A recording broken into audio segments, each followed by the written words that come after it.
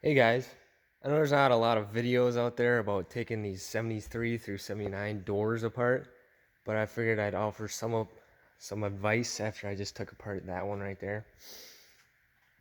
So the best way to get the glass off this little hinge piece right here is to actually loosen this guy up right here.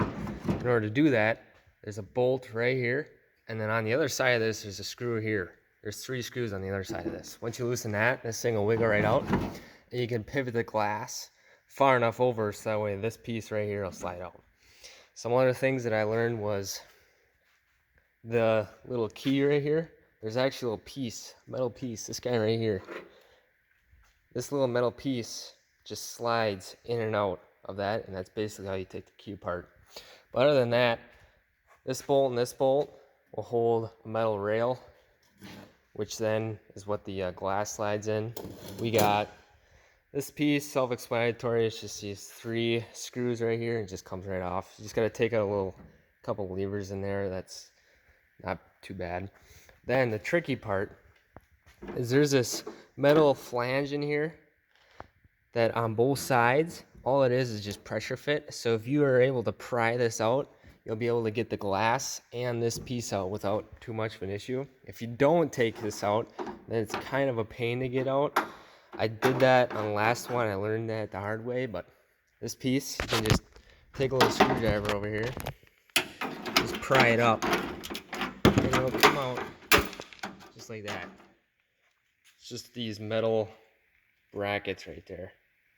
And I don't know if we need to say that. I haven't looked into parts, but besides that, this piece, the reason why this piece doesn't come straight out is also because this is twisted.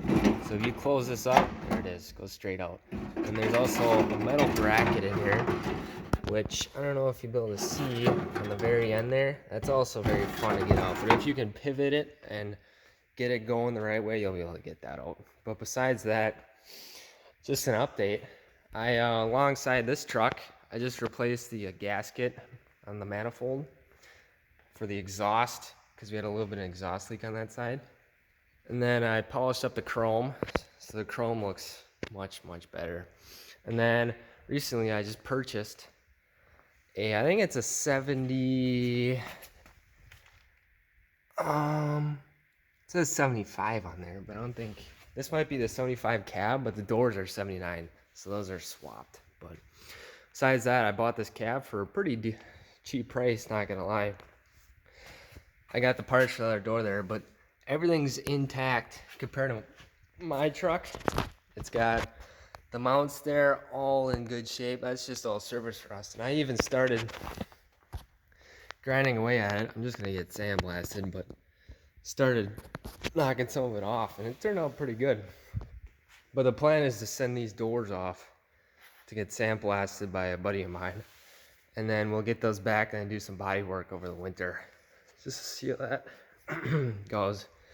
But the other thing is with these handles, I was just pushing it off because I think you got to drill those rivets out, and I wasn't really looking forward to doing that. But I'm debating if I want to just do that or I don't know yet. But those are just some tricks on that. This, I was just going to leave in and then just clean this piece up because these are also riveted in there. It's not the worst thing to take out, but it's just another thing that you got to put back in. And then there's these flanges in here. These things are supposed to be nice and rubbery, but they just break right apart. So that's gonna have to come off. But besides that, that was just a couple tricks on how to get your door apart, because I tried looking on Google and there wasn't a whole lot.